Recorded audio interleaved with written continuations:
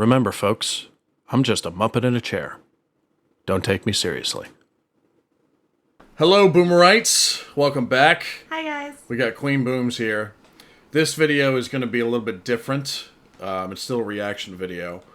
But I got sent a DM the other day. And it said, well, actually, woke up this morning and saw it. And he pretty much said, I'm paraphrasing, so I don't want to misquote you, but it said, "Hey, Boomer, I know you've reacted to Mark Felton Productions before." And he just went to Buckingham Palace and did a review of the tour there. And it was very funny at times. And immediately I was like, well, I got to check this out. One, because Mark Felton Productions, I'm going to post a link in the description below this video to his channel. I was actually put on to Mark Felton's channel early on. Yeah. In this whole YouTube journey. I've definitely seen him before. Was he the guy who reviewed like the towns that had weird names, like the town of Fuck? No. No? Okay. This is a strictly serious history guy. Okay. I've probably done maybe 2 or 3 reaction videos to his. I've seen him. But I've been subscribed to him ever since, and I've probably watched 100 of his videos at this point, on my own. Just because his channel is so interesting. If you love history and you want to watch history videos on YouTube about things that you did not know about, Mark Felton Productions is where you need to go. Because I'm addicted to his stuff. Did you like history as a kid too? Mm-hmm. Really? Yeah. Oh, good for you. But I can't praise Mark Felton enough. His videos have me convinced that I could spend 10 lifetimes studying nothing but history and not even know half the knowledge that this guy has. Oh, really?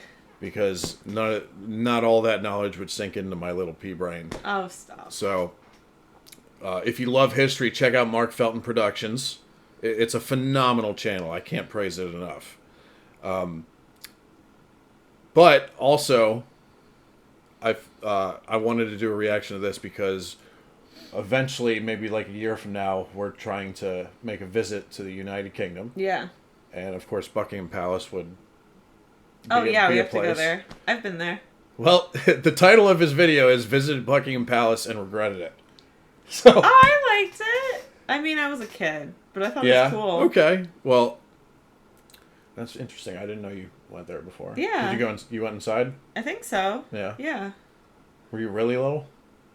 I was 9. 9? That's old enough to remember. But I remember seeing her, bedroom. I don't know if it was her actual bedroom or the bedroom she stayed at, but it was, roped off. Right. And then, I remember, going through the hallways. It was definitely somewhere the Queen slept, so I think it was Buckingham Palace. Yeah. Well, I've never been there. I've never stepped foot in the UK, but I had to watch this because this is going to be interesting. And the way I can't remember who sent me this DM, but the way they worded it, at times it's hilarious. Yeah. So this is not, if it's hilarious, it's not Mark Felton's style. He has very serious history videos. Oh, I'm interested. So it piqued my interest immediately, and I was like, well, I have to really watch quick. this. I need to fix your mustache. Yeah. Yeah. There you go. Thank you. You're welcome. Okay. You had one hair that was Yeah. So we're going to watch Mark Felton Productions. He visited Buckingham Palace and regretted it. I wonder why he regretted it. And if you love history, dude, please go over to Mark Felton Productions and subscribe to his channel. You won't regret it. I've literally addicted to his videos, and I learn not just something new every video. I learn tons of new things every video. I need to start watching them. So... And he's almost at 2 million, so maybe we can help him get up to 2 million subscribers. Anyway, let's get into the video and see why this is a hilarious video. I want to know why he regretted it. Well, we're going to find out. Oh, and subscribe, do whatever you guys want, okay? Here we go.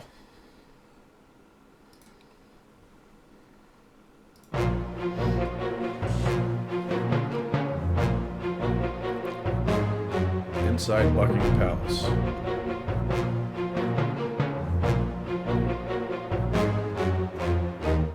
Buckingham Palace, the face of the British royal family to billions of people around the world, epicenter of all the great events of the state and nation, and the most famous royal building on the globe. I've always wondered what it was like inside, so yesterday I paid for a tour of the place with my wife. The experience has left me frustrated, a bit angry, and frankly bemused. Really quick, so I do know that if the flag's up, that means she's there.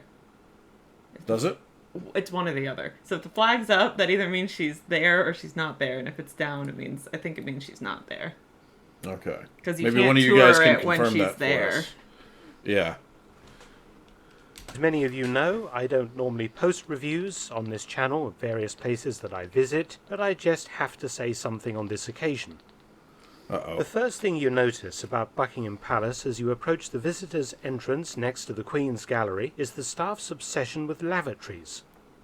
We arrived slightly early and were told to wait for a quarter of an hour before joining the next tour, and a member of staff spent some time, without being asked, pointing out that we'd better go to the toilet before entering the palace, as there are no public conveniences until the end of the tour.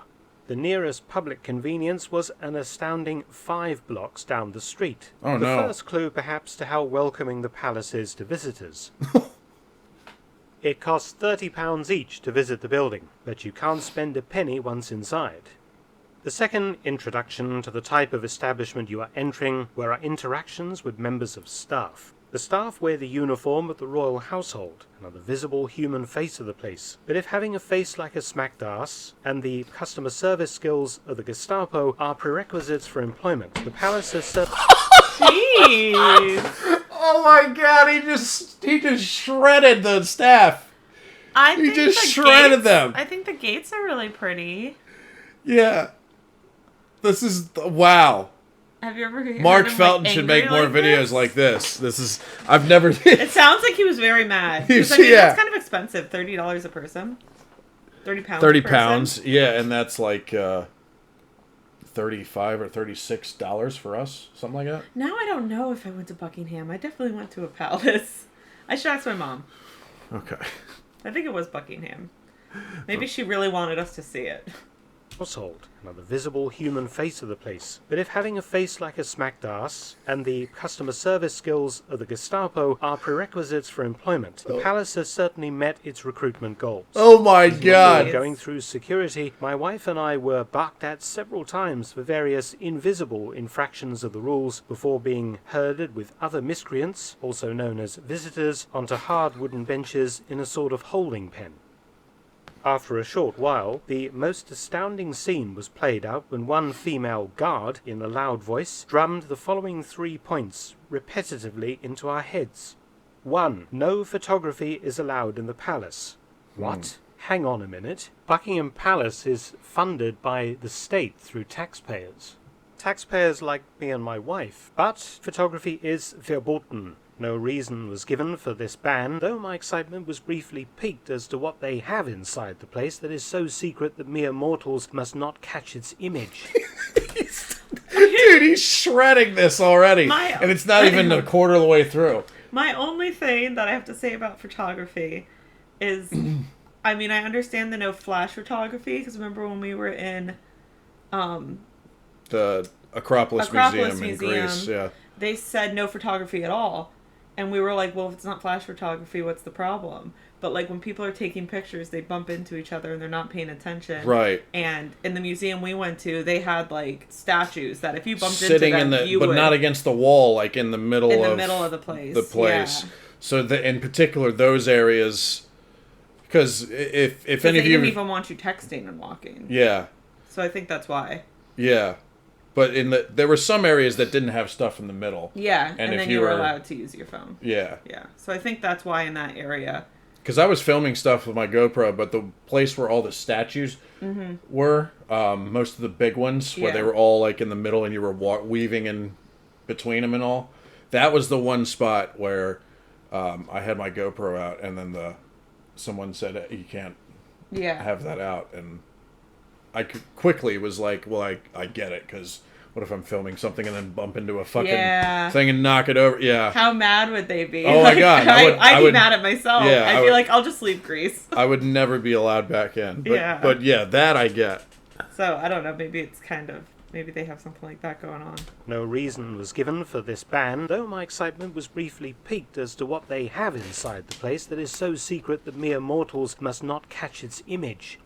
However, my enthusiasm was soon quashed by point number 2. If you have a backpack, you may not wear it on your shoulders. You must carry it at all times in your hand. Fortunately, my wife and I were not... we went to. That was a rule too, yeah. Yeah, because remember I had my backpack and they said I had to put it in the front? Yeah. Yeah. I wonder why maybe he'll explain. By point number 2. wow. If you have a backpack, you may not wear it on your shoulders. You must carry it at all times in your hand. Fortunately, my wife and I were not sporting backpacks, but I felt very sorry for those that were, particularly those with children. Buckingham Palace has 775 rooms. Yes, you didn't mishear me. That's right, 775. And you would have thought that one could have been found for conversion into a locker room, as found at the National Gallery, the British Museum, etc., etc. Though, to be fair, the backpack rule did give the staff something to do, apart from scowling at visitors. They could instead constantly hassle anyone foolish enough to shoulder their backpack during the tour. And many a miscreant was admonished. Yo, I didn't know Mark Felt was so funny. I did not photograph this. I was like, who got that photo? Yo. Oh man, that makes me want to see more videos like this from Mark. Yeah, he definitely was upset with this. Excuse me, Mr. Felt. I gotta give him proper respect, Mr. Felton, because he is way above us mere mortals. I have a very high opinion of Mark Felton. Apart from scowling at visitors, they could instead constantly hassle anyone foolish enough to shoulder their backpack during the tour, and many a miscreant was admonished in my presence. And rule number 3. You've guessed it, folks, there are no lavatories for public use until the end of the tour. Quite a number of the visitors were elderly or with young families.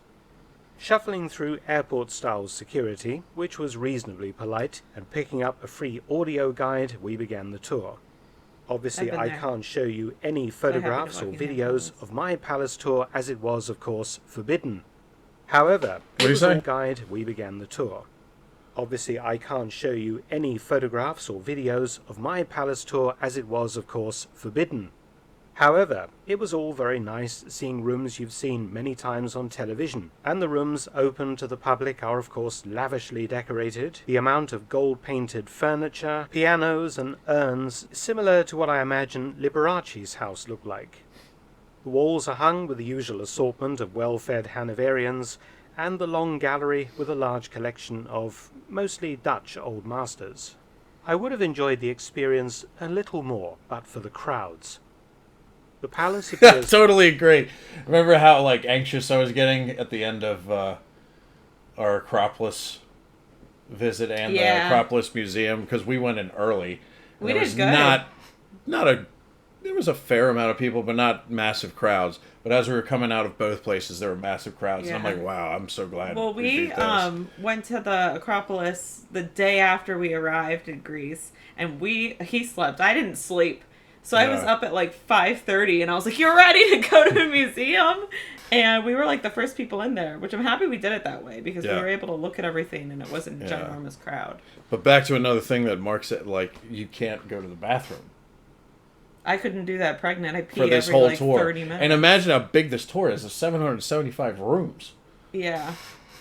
I don't think they show you every room, though. Yeah, well, true. But, even in the Acropolis Museum had bathrooms. Yeah. And the Acropolis itself had bathrooms. They built a bathroom. Yeah, they did. And they were nice. Yeah. There's also little snacks. So it's literally, because there's only 2 buildings up there. Well, now 3, because there's the Parthenon. Yeah. There's the Erection, the 2 buildings that are left standing on the top of the Acropolis, and the bathroom that they built. And they had an elevator. Yeah, for elderly people. Yeah. Yeah, because I remember disabled people. When we showed pictures, your mom was like, "I'm not walking all the way up there," and I was like, "No, they have an elevator," which I think is cool. That way, people who can't make that walk can go see it. Yeah. I like the walk though. I thought Me it was too. pretty. To operate on the principle of bums on seats, or in this case, I would have enjoyed the experience a little more, but for the crowds. The palace appears to operate on the principle of bums on seats, or in this case, feet on pile carpet, and crams the maximum number of visitors into each room. Moving around inside the house was a bit like the pushing and shoving normally seen on the pitch at Twickenham, and was just as sweaty and unpleasant, Oh my broken God. only by one of our number being singled out for a yellow card for backpack infringement. In the ballroom, where investitures are normally held, a small exhibition of coronation paraphernalia was on I've definitely display. been here. But due to the room resembling the boat deck on the Titanic, when the crowd found out the last lifeboat had actually departed, we skittered through the mob, catching a glimpse of diamonds or the top of King Charles III's head here and there, and into the back of the palace and some fresh air. It was a hot day, and we headed for the tea tent for some refreshments. However, tea this tent. was another exercise in futility. The cafe is too small for the number of people they let in. For foreign visitors, they were inducted into the delights of interminable queuing, a very British tradition, at the end of which was another surly member of the palace staff and a demand for a ridiculous number of coins of the realm in return for some rather unsatisfactory beverages and or food. Dude, He's so it's mad. Like the most eloquent shredding of any Yeah. place I've ever heard. He did not enjoy this tour. Mark Felt needs to make more videos like this. This is absolutely brilliant. It's just like, just destroying a tour experience with complete class. You guys do it the did not best, enjoy man. this But tour. oh my God. If you fancy a sit down after your strenuous exercise inside the palace, you will be disappointed, as they have not provided enough seating. The place was incredibly overcrowded, hot and fairly dirty, with food and other detritus strewn under tables and chairs, and hardly any staff clearing anything up. We had paid extra for a tour of the garden, but skipped it, as the garden appeared to be a large lawn, some big trees, and not much else. In fact, it resembled an English provincial park, minus any interesting features, including flowers. Oh. Ugh. Last stop was the gift shop, a very large building in the grounds, perhaps showing where the management's priorities really were. It was Yo! He's funny on this. This is fucking great. Oh, his wife's cute. Oh man, his poor wife. I've been My wife's searching for the exit. to the gunnels with the usual royal tourist tat. Deciding to vacate the premises, my wife and I followed the 1/6 of a mile path to the side gate, which actually takes you through a very large part of the garden without having to pay extra for a tour, past a few overheated and remarkably slovenly members of staff, to the exit, where we met the only enthusiastic, positive, and switched-on member of staff during an entire trip, which was a bit ironic. His job was to stamp our tickets to convert them into one-year passes, so you can revisit the palace for free. The only problem with this apparent largesse is that the palace is only open to the public for 2 months of the year, not 12 months. I think the exit really needs a large sign reading, "Thank you for the cash, peasants, now naff off." Yo! Thank you, peasants. That's true, though. If they're paying for the Buckingham Palace through tax money, they should be able to go see Oh, it for free. it's like That's too funny, much. but like because I've never been there, it's like really funny to me. But if I was involved in this tour, I would be pissed. So you don't want to go see Buckingham Based on Palace Mark's review. if we go there? Well, the thing is, There's like other museums. Well, you I'll can wait till see. I'll wait till the end to. Well, actually, I'll just say it now. Okay. I've want to see Buckingham Palace, but just from the outside. It never crossed my mind to actually go inside anyway. Yeah. Because there's been, like, I watched the Crown, not for historical accuracy, obviously. I just think it's a good show. And I think they film a lot of their stuff inside the palace. So I've seen a lot of, even some of the pictures that Mark was showing on here that he didn't photograph, by the way. But some of those places, I'm like, oh, I saw that in the show. I saw that in the show. I saw that in the show. If one of you guys can let me know, what's like the other palace that's really touristy, where they have like all the crowns and all the jewels of the royal family? Because I like distinctly remember that as a kid. And I remember... I can't think of the... I can't remember the name of it. It was a palace or a castle, but it's where they keep like all the jewelry and stuff. Is it Windsor Castle? Maybe.